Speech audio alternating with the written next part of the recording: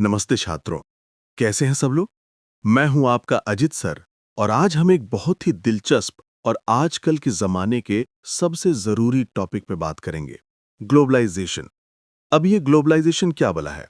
नाम सुनकर ही लगता है कि कुछ ग्लोबल यानी पूरी दुनिया से जुड़ा हुआ है ना? बिल्कुल सही पकड़े हैं। देखो बच्चों, आज से कुछ साल पहले जब हम छोटे थे, तो हर चीज अपने देश में ही बनती थी। मान लो अगर हमें कोई खिलौना चाहिए, तो वो यहीं अपने शहर या देश की फैक्ट्री में बनता था। पर आजकल क्या है? तुम जो मोबाइल इस्तेमाल करते हो या जो कपड़े पहनते हो या फिर जो चिप्स खाते हो, जरा चेक करना कहाँ बने हैं। चीन में, अमेरिका में या शायद किसी और देश में। इसी चीज को जब पूरी दुनिया आपस में जुड़ जाती है, चीजें, आइडियाज, लोग एक जगह से दूसरी जगह आसानी से आने जाने लगते हैं, तो इसे ही हम ग्लोबलाइजेशन कहते हैं। सोचो, एक जमाना था जब चिट्ठी पहुंचने में महीनों लगते थे और आज एक क्लिक पर तुम दुनिया के किसी भी कोने में वीडियो कॉल कर सकते हो। यह सब ग्लोबलाइजेशन का ही कमाल है मेरे शेरों। ठीक है, चलो एक छोटी सी कहानी सुनाता हूं। मान लो तुम्हारे पड़ोस में एक समोसे की दुकान है, जहां सबसे बढ़िया समोसे मिलते हैं। अब वो अंकल सोचते हैं कि यार मेरे समोसे इतने अच्छे हैं, क्यों ना मैं इन्हें पूरे शहर में बेचूं। तो वो अपनी दुकान की ब्रांच पूरे शहर में खोल देते हैं। ये क्या हुआ? लोकल से रीजनल हो गए। ठीक। अब अंकल और हिम्मत करते हैं, कहते हैं मेरे समोसे तो न्यूयॉर्क में भी बिक सकते हैं। और वो अपनी समोसे की दुकान न्यूयॉर्क में भी खोल देते हैं। अब उनके समोसे पूरे शहर से निकलकर दुनिया के कोने कोने में पहुंच गए। इसी बड़े लेवल पर जब देश और उनकी चीजें आपस में जुड़ जाती हैं, तो उसे ही हम ग्लोबलाइजेशन कहते हैं। समझ में आया? अब ये ग्लोबलाइजेशन अकेला नहीं आता, ये अपने साथ बहुत सारी चीजें लाता है। जैसे टेक्नोलॉजी का जादू। आजकल ट्रांसपोर्ट कितना आसान हो गया है। हवाई जहाज से तुम कुछ ही घंटों में दुनिया के दूसरे छोर पर पहुंच सकते हो। इंटरनेट और सैटेलाइट की वजह से जानकारी पलक झपकते ही एक जगह से दूसरी जगह पहुंच जाती है। इससे देशों की सरहदें कमजोर हो गई हैं। पैसों का खेल यानी इकोनॉमिक इंटीग्रेशन। अब पैसा, सामान और जानकारी बिना किसी रोक-टोक के एक देश से दूसरे देश जाते हैं। बड़ी-बड़ी कंपनियां सिर्फ एक देश में नहीं, बल्कि पूरी दुनिया में अपना बिजनेस फैलाती हैं। उनका मकसद क्या होता है? ज्यादा से ज्यादा प्रॉफिट कमाना। संस्कृति का आदान-प्रदान यानी कल्चरल एक्सचेंज। क्या आपने कभी सोचा है कि इंडिया में पिज्जा और बर्गर इतने पॉपुलर क्यों हो गए हैं? या फिर हमारे यहाँ के योग और आयुर्वेद की डिमांड विदेशों में क्यों बढ़ रही है? ये सब कल्चरल एक्सचेंज का नतीजा है। टूरिज्म और टीवी चैनल के जरिए हम एक दूसरे के कल्चर को जानने लगते हैं और प्रभावित भी होते हैं। सियासी और आर्थिक बदलाव यानी पॉलिटिकल एंड इकोनॉमिक शिफ्ट्स। कुछ लोग कहते हैं कि ग्लोबलाइजेशन असल में कोल्ड वॉर के बाद शुरू हुआ। कुछ इसे अमीर देशों का गरीब देशों पर कब्जा यानी इंपीरियलिज्म मानते हैं, तो कुछ इसे दुनिया को जोड़ने का एक अच्छा तरीका समझते हैं। सीधी बात यह है कि ग्लोबलाइजेशन एक ऐसी प्रक्रिया है जो चलती रहती है, कभी रुकती नहीं है। ये देशों की सरहदों को मिटाकर उन्हें आपस में जोड़कर दुनिया को बदल रही है। कंपटीशन और मुनाफे की दौड़ में सब एक दूसरे से जुड़ते जा रहे हैं। चलो अब एक सवाल पूछता हूं, तुम्हें क्या लगता है, ग्लोबलाइजेशन अच्छा है या बुरा? सोचो जरा। अब कुछ विद्वानों ने ग्लोबलाइजेशन को और गहराई से समझाया है। जैसे रॉबसन साहब कहते हैं कि ग्लोबलाइजेशन का मतलब है दुनिया का सिकुड़ जाना और पूरी दुनिया के बारे में हमारी समझ का गहरा हो जाना। मतलब अब दुनिया दूर नहीं लगती, बल्कि एक छोटे से गांव जैसी लगने लगी है। इससे क्या होता है, लोग जो एक जैसी सोच रखते हैं, वो दुनिया के किसी भी कोने से एक दूसरे से जुड़ पाते हैं। जैसे अगर कुछ लोग पर्यावरण को बचाने के लिए काम कर रहे हैं, तो वो अब सिर्फ अपने देश में ही नहीं, बल्कि दुनिया भर के दूसरे ग्रुप्स के साथ मिलकर काम कर सकते हैं। इससे देशों की स्टेट वाली फीलिंग यानी हम अकेले हैं, वो कम होती है। ग्लोबलाइजेशन के नतीजे आर्थिक, राजनीतिक और सांस्कृतिक। ग्लोबलाइजेशन के तीन बड़े रूप हैं, आर्थिक, सांस्कृतिक और राजनीतिक। आइए एक एक करके समझते हैं इनको। पहला है आर्थिक ग्लोबलाइजेशन यानी इकोनॉमिक ग्लोबलाइजेशन। ये सबसे बड़ा और सबसे अहम पहलू है। इकोनॉमिक ग्लोबलाइजेशन का मतलब है कि कोई भी देश अपनी अर्थव्यवस्था को दुनिया से अलग थलग नहीं रख सकता। सारी राष्ट्रीय अर्थव्यवस्थाएं यानी नेशनल इकोनॉमीज एक दूसरे से जुड़ गई हैं। क्या होता है इसमें?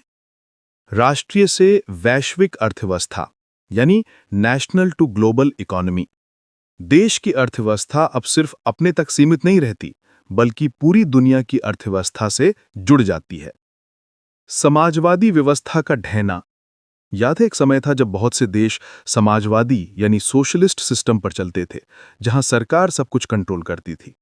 पर जब ये सिस्टम कमजोर पड़ा, तो ज्यादातर देश पूंजीवादी यानी कैपिटलिस्ट व्यवस्था की तरफ बढ़ गए और दुनिया की अर्थव्यवस्था से जुड़ने लगे। उदाहरण, पहले भारत में विदेशी कंपनियों को काम करने की इजाजत नहीं थी, लेकिन 1991 के बाद हमने अपनी अर्थव्यवस्था को खोला और दुनिया भर की कंपनियां यहां आईं और हमारी कंपनियां बाहर गईं। इसे ये हम आर्थिक ग्लोबलाइजेशन कहते हैं। समझ में आया? अब बात करते हैं सांस्कृतिक ग्लोबलाइजेशन की। क्या होता है इसमें?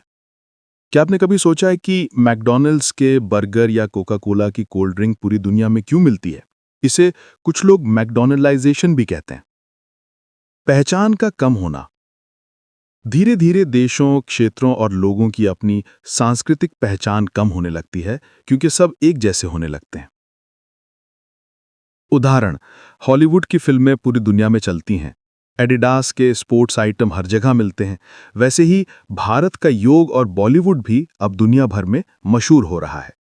लेकिन एक ट्विस्ट है, ऐसा नहीं है कि पश्चिमी संस्कृति ही सब जगह फैल रही है। हमारी संस्कृति भी दूसरों को प्रभावित कर रही है। पिज्जा और बर्गर के साथ साथ अब विदेशों में भी भारतीय खाने और त्योहारों की धूम है। अब बात करते हैं राजनीतिक पहलू की। क्या होता है इसमें? उदारवाद का फैलाव। राजनीतिक विचारों में उदारवाद का प्रभाव बढ़ता है।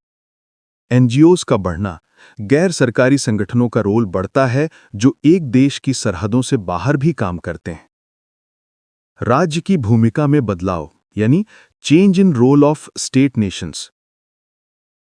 देश की भूमिका बदलती है, वो अब अकेले नहीं होते, बल्कि अंतर्राष्ट्रीय संगठनों से जुड़ते हैं। अंतर्राष्ट्रीय संगठन, UN, European economic community, IMF, WTO जैसे बहुत सारे अंतर्राष्ट्रीय संगठन हैं। ये संगठन अलग अलग देशों के लिए नियम बनाते हैं और उन पर अपनी बात मनवा भी सकते हैं। क्या एक विश्व राज्य बन सकता है? नहीं, अभी तो ऐसा लगता नहीं कि पूरी दुनिया का एक ही राज्य बन जाए। ये एक यूटोपियन ड्रीम यानी एक ऐसा सपना है जो पूरा होना मुश्किल है। अंतर, इकोनॉमिक और कल्चरल ग्लोबलाइजेशन में गैर सरकारी और बाजार से जुड़े लोगों का ज्यादा हाथ होता है, जबकि पॉलिटिकल ग्लोबलाइजेशन में देशों के बीच की गतिविधियां ज्यादा होती हैं। राज्य की संप्रभुता पर ग्लोबलाइजेशन का असर। अब ये बहुत ही जरूरी बात है। जब ग्लोबलाइजेशन की बात होती है तो सबसे बड़ा सवाल यही उठता है कि क्या इससे हमारे देश की संप्रभुता यानी अपना फैसला खुद लेने की ताकत कम होती है? कुछ कहते हैं हाँ। कुछ एक्सपर्ट्स का मानना है कि ग्लोबलाइजेशन की वजह से देश एक दूसरे पर इतने निर्भर हो गए हैं कि अब उनकी ताकत पहले जैसी नहीं रही। उन्हें लगता है कि अब सरकारों का रोल कम हो गया है। कुछ कहते हैं नहीं। दूसरे लोग कहते हैं कि ऐसा कुछ नहीं है, देशों की संप्रभुता अभी भी मजबूत है और वही दुनिया की राजनीति में अहम रोल निभाते हैं। एक तीसरा नजरिया यह है कि ग्लोबलाइजेशन ने देश की ताकत को कम या ज्यादा नहीं किया, बल्कि उसे बदल दिया है। सच्चाई क्या है? देखो, ये कहना मुश्किल है कि देश और उनकी संप्रभुता पर कोई असर नहीं पड़ा। सरहदें कमजोर हुई हैं। पहले देश अपनी सरहदों को पूरी तरह से कंट्रोल करते थे, लेकिन अब लोग और कल्चर एक जगह से दूसरी जगह आसानी से जाते हैं, जिससे सरहदें पहले जैसी मजबूत नहीं रहीं। बाजार की ताकत। सुजन स्ट्रेंज नाम की एक विद्वान कहती हैं कि जहां एक समय में राज्य बाजारों के मालिक होते थे, वहीं अब कई मुद्दों पर बाजार राज्यों के मालिक हो गए हैं। इसका मतलब है कि कभी-कभी बाजार की ताकत इतनी ज्यादा हो जाती है कि सरकारें भी उसके हिसाब से फैसले लेने पर मजबूर हो जाती हैं। अब देखते हैं कि हमारे प्यारे भारत पर ग्लोबलाइजेशन का क्या असर पड़ा। भारत और ग्लोबलाइजेशन। देखो दोस्तों, ग्लोबलाइजेशन कोई नई चीज नहीं है। भारत का इतिहास उठाकर देखोगे तो सदियों से यहाँ लोग, विचार, धन और चीजें बाहर से आती जाती रही हैं। अंग्रेजों के जमाने में जब अंग्रेजों का राज था तो भारत सिर्फ कच्चा माल बाहर भेजता था और बना बनाया सामान बाहर से मंगवाता था। इसमें अंग्रेजों का ही फायदा था। आज़ादी के बाद जब हमें आज़ादी मिली तो हमने सोचा कि अब हमें किसी पर निर्भर नहीं रहना। हमने अपनी चीज़ें अपने देश में ही बनाने की सोची और बाहर से सामान मंगवाने पर रोक लगा दी। इस नीति को संरक्षणवाद यानी प्रोटेक्शनिज्म कहते हैं। परिणाम, इस नीति के अपने फायदे और नुकसान थे। कुछ क्षेत्रों में तरक्की हुई, लेकिन शिक्षा, स्वास्थ्य और घर जैसी जरूरी चीजों पर उतना ध्यान नहीं दिया गया। हमारी आर्थिक ग्रोथ भी धीमी थी।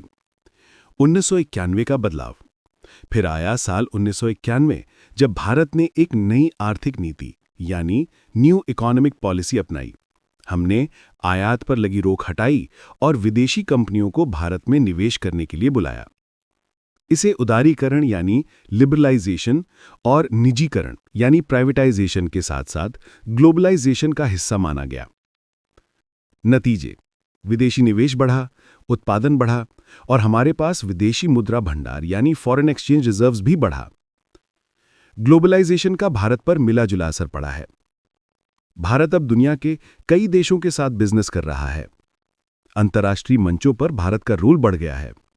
सूचना प्रौद्योगिकी यानी इंफॉर्मेशन टेक्नोलॉजी और अंतरिक्ष प्रौद्योगिकी यानी स्पेस टेक्नोलॉजी में भारत ने बहुत तरक्की की है। भारतीय लोगों के रहन सहन में बहुत बदलाव आया है। यूरोपियन और अमेरिकन स्टाइल हमारे खाने पीने और पहनावे में दिखने लगा है। संयुक्त परिवार यानी जॉइंट फैमिलीज टूट रही हैं और एकल परिवार यानी न्यूक्लियर फैमिलीज बढ़ रही हैं। स्वास्थ्य और शिक्षा के क्षेत्र में बेहतर सुविधाएं मिलने लगी हैं। लेकिन अभी ये कहना मुश्किल है कि ग्लोबलाइजेशन के भारत के लिए क्या पूरे फायदे या नुकसान हैं। असली बात तो तब पता चलेगी जब इसके फायदे समाज के हर तबके तक पहुंचेंगे। भारत में ग्लोबलाइजेशन का विरोध। ऐसा नहीं है कि सब ग्लोबलाइजेशन से खुश हैं। भारत में भी कई लोगों ने इसका विरोध किया है। Trade unions. कई औद्योगिक मजदूरों की यूनियनों ने इसका विरोध किया है क्योंकि उन्हें डर है कि इससे उनकी नौकरियां जा सकती हैं। राजनीतिक दल और सामाजिक संगठन। कई राजनीतिक दलों और सामाजिक संगठनों ने आर्थिक उदारीकरण का विरोध किया है। सामाजिक आंदोलन। ग्लोबलाइजेशन के बुरे प्रभावों के खिलाफ कई सामाजिक आंदोलन भी हुए हैं। सांस्कृतिक प्रभाव। लोग ग्लोबलाइजेशन के सांस्कृतिक प्रभावों का भी विरोध करते हैं, जैसे पश्चिमीकरण का बढ़ना। ग्लोबलाइजेशन का आलोचनात्मक विश्लेषण। ग्लोबलाइजेशन की आलोचना करने वाले कई तर्क देते हैं। World social forum. ये ग्लोबल मंच है जहां महिला कार्यकर्ता, मानवाधिकार कार्यकर्ता, पर्यावरणवादी, ट्रेड यूनियन वाले और अन्य लोग नव उदारवादी ग्लोबलाइजेशन यानी नियो लिबरल ग्लोबलाइजेशन के खिलाफ इकट्ठा होते हैं। WTO की मीटिंग्स में भी अमीर देशों की अनुचित व्यापार नीतियों के खिलाफ प्रदर्शन होते हैं। मार्क्सवादी आलोचक। इनका मानना है कि ग्लोबलाइजेशन पूंजीवाद का एक नया रूप है, जिससे अमीर और अमीर होते हैं और गरीब। ये पूंजीवादी मूल्यों को बढ़ावा देता है और असमानता बढ़ाता है। एंड्रयू हेवुड ये कहते हैं कि ग्लोबलाइजेशन एक तरह का मिथक हो सकता है जिसे राजनेता अपनी आर्थिक नीतियों को जरूरी या जरूरी बुराई बताने के लिए इस्तेमाल करते हैं। राज्य का कमजोर होना। आलोचकों को डर है कि ग्लोबलाइजेशन से राज्य की ताकत कम होगी और राजनीति की मौत हो जाएगी। उनका मानना है कि राज्य धीरे धीरे अप्रासंगिक हो जाएगा। ग्लोबलाइजेशन का मूल्यांकन। इतनी सारी आलोचनाओं के बावजूद ग्लोबलाइजेशन के सकारात्मक पहलुओं को नजरअंदाज नहीं किया जा सकता। इस पर बहस है कि इसे अपनाएं या इसका विरोध करें। समर्थक क्या कहते हैं? समृद्धि और लोकतंत्र। ग्लोबलाइजेशन से समृद्धि बढ़ती है, लोकतांत्रिक विचार और संस्थाएं फैलती हैं, साथ ही युद्ध की संभावना भी कम होती है। दुनिया से जुड़ना जरूरी है। जो देश ग्लोबलाइजेशन से नहीं जुड़ते वे नई दुनिया की व्यवस्था में पिछड़ जाएंगे। जातीयता और क्षेत्रीय राष्ट्रवाद। एंड्रयू हेवुड कहते हैं कि ग्लोबलाइजेशन ने काउंटरवेलिंग फोर्सेस को भी जन्म दिया है, जैसे जातीय और क्षेत्रीय राष्ट्रवाद का बढ़ना। Competition state. इकोनॉमिक ग्लोबलाइजेशन ने कॉम्पिटिशन स्टेट्स को जन्म दिया है, जहां राज्य का काम अंतर्राष्ट्रीय प्रतिस्पर्धा में अपनी राष्ट्रीय समृद्धि के लिए रणनीति बनाना है। जातीयता बनाम राष्ट्रीयता। हेवुड का मानना है कि जैसे जैसे दुनिया ग्लोबलाइज हो रही है, जातीयता राष्ट्रीयता की जगह सामाजिक एकीकरण का मुख्य स्रोत बन सकती है। जाति और क्षेत्रीय समूह राष्ट्रीय नागरिक वफादारी के बजाय जैविक पहचान की गहरी भावना पैदा कर सकते हैं। उम्मीद है ग्लोबलाइजेशन का ये कॉन्सेप्ट तुम्हें अच्छे से समझ में आ गया होगा। अब तुम भी दुनिया को एक नए नजरिए से देख पाओगे। कोई सवाल हो तो बेझिझक पूछना। फिर मिलेंगे।